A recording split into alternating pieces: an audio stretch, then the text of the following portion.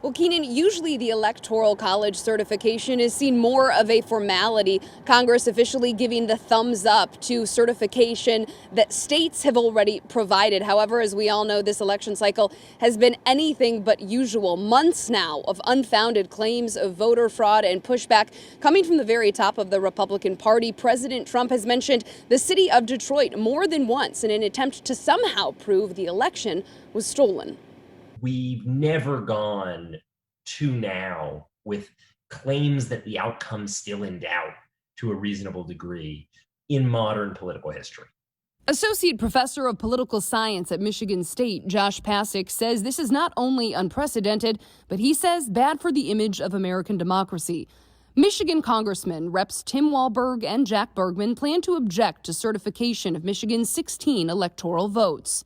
They say in part, quote, "We will not stand idly by without taking every lawfully available option to ensure the outcomes of our elections can be trusted." So normally when the Electoral College votes get to Congress, Congress puts a rubber stamp on them. It's a pretty normal, straightforward process where they don't do very much because it's not really their job to evaluate the election results. It's the job of state secretaries of state. It's the job of the electors themselves. The states are supposed to do that. Republican lawmakers planning to object are getting support from people like Genevieve Peters of Macomb County.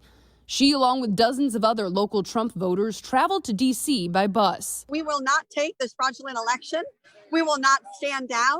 The outcome Peters and so many other Trump supporters want, highly unlikely, as it would require House Democrats to support objections too. While Michigan Republicans Walberg and Bergman plan to object, it's unclear how newly elected Republican Rep. Lisa McClain or Rep. John Molinar will vote today.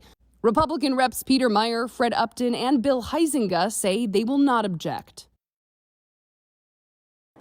And while usually, again, I'm using that phrase, usually this process is pretty straightforward, lawmakers have been told to expect around 4 hours of debate for any objected state, meaning that this process could linger into Thursday morning, something, of course, we will be watching very closely today. Reporting live this morning in downtown Detroit, Jen Shantz, 7 Action News.